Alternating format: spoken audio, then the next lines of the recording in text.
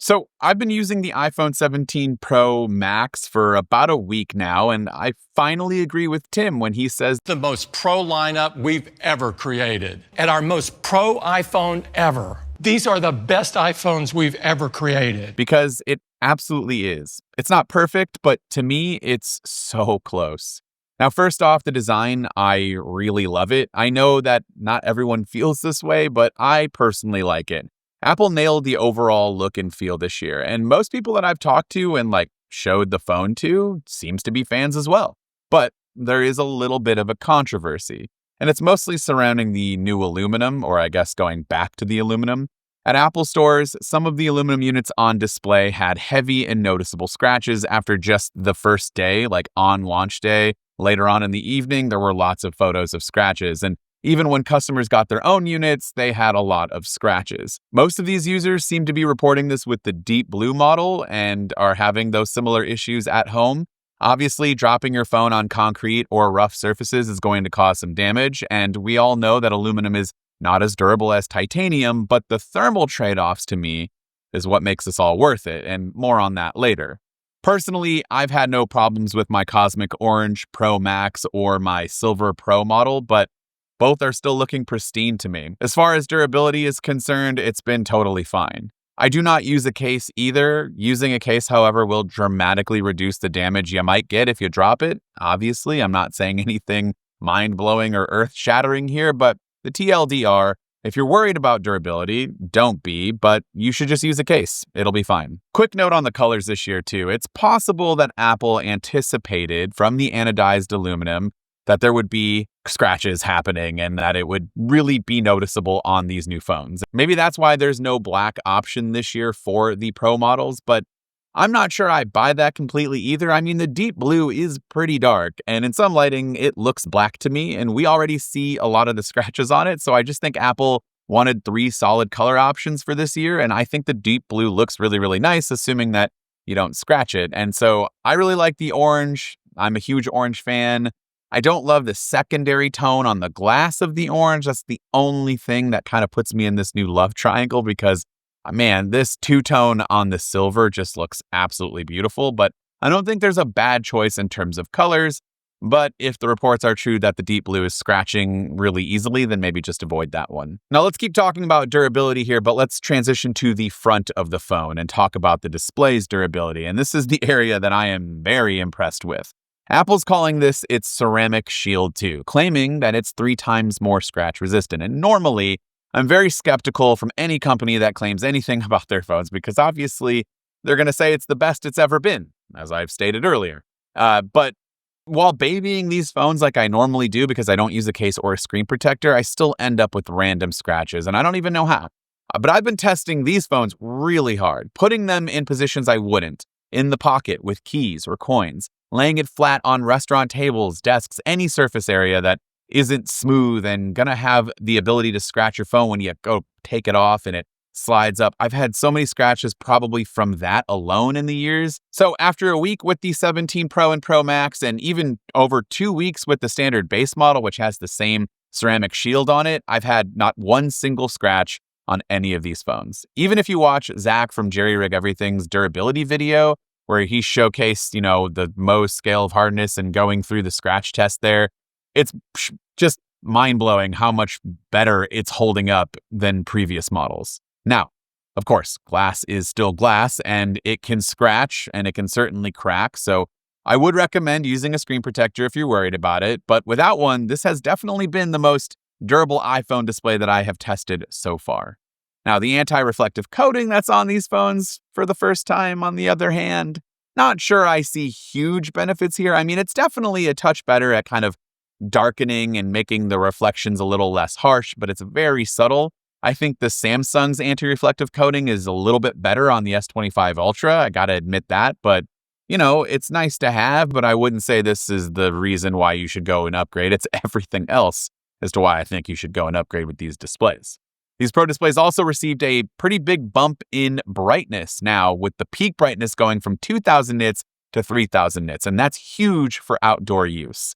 It's super noticeable, especially on hot sunny days when the iPhone 16 Pro Max would heat up and that titanium would get so hot that the display would immediately dim down, the 17 Pro Max stays cool, it stays bright, and it doesn't overheat so far. And this is thanks to obviously the huge increase in brightness here, but also the thermal management system.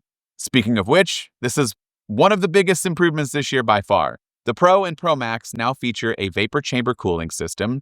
And no, I cannot tell you exactly when it's kicking in. I have no idea when it's on, but what I can say is that this phone has barely gotten past slightly warm all week. I don't know if that's the same for everybody else, but for me, I'm using it like normal. Not a single issue, especially even outside with my phone being super bright. Now combine all of that with the new A19 Pro chip and performance has remained buttery smooth. I can't tell you in day-to-day use if I notice huge improvements or gains from the A18 Pro to the A19 Pro, but because this phone is staying a lot cooler and the thermal management and power efficiency is better and there's just not a lot of heat buildup, that keeps it remaining at a really good and consistent level for performance. Now, when it comes to the battery, this thing is a tank. Apple packed over a 5,000 milliamp hour battery in the Pro Max model. And with my heavy use, I'm ending days with 30 to 40% still left. But again, it's early and batteries typically perform really well when they're new. So it's definitely promising so far, but we'll have to kind of check in on it later. The trade-off is that the phone is noticeably thicker and heavier than before. It feels solid, but also it's a little bit less comfortable to hold one-handed with the big Pro Max model. I think the 6.3-inch Pro is the sweet spot as usual. Pro tip, if you use these phones without a case, the plateau here kind of gives you a natural little wedge to put your finger on, and it gives you a little bit better grip. It's weirdly satisfying on the Pro model. It's kind of hard to achieve this same thing with the Pro Max, but I really like it. I don't know what it is.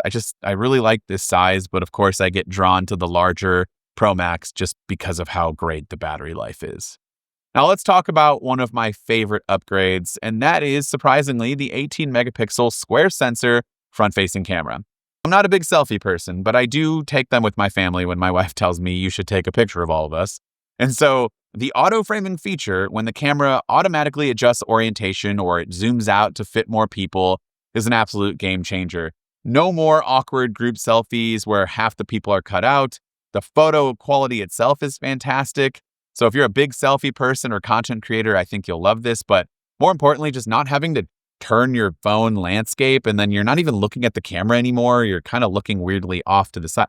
It's so much better that it just automatically crops and changes to a wide selfie for you, a landscape selfie for you without having to turn your phone.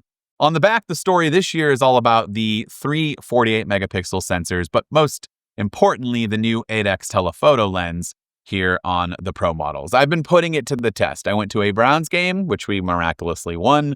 I went to a Guardians game, which we seem to keep miraculously winning. And I even went to a concert all in this past week. And at times, the 8X lens delivered some really crisp and beautiful shots, even from further back at these sporting events and at a concert where I wasn't super far away. I could get really good shots without having to move from my spot.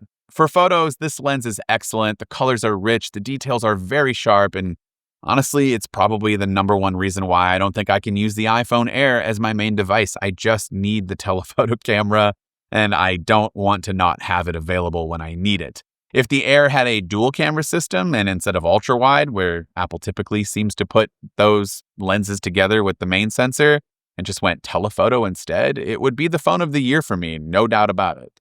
Now, video quality is more hit or miss with the 8X lens, but it's mostly just from long distances, especially at these games. It can look a little rough, but in situations like the concert, like I mentioned before, where I wasn't super far away, it produced some absolutely incredible footage that I have been obsessed with. Shoot in 24 frames per second with it, and everything just feels way more cinematic. Highly recommend it. I still need to test out the new Apple ProRes RAW feature where you can later on in post change absolutely every element of the video, and that's something I really want to try, but you have to use an external drive attached to the phone, and I'm going to do that with my full camera review. I just haven't had a chance to test it out quite yet. But be sure to subscribe so you don't miss the full review and comparisons to other cameras and other phones out there very soon.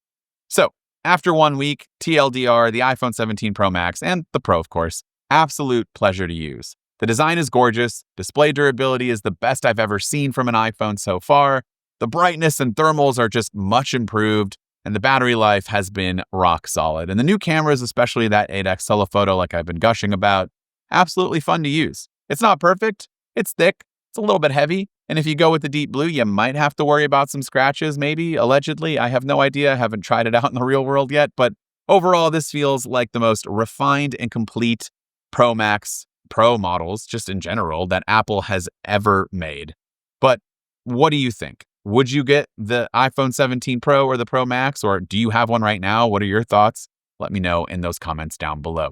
This has been Dan with Mac Rumors. Thanks so much for watching, and I look forward to seeing you around in the next video.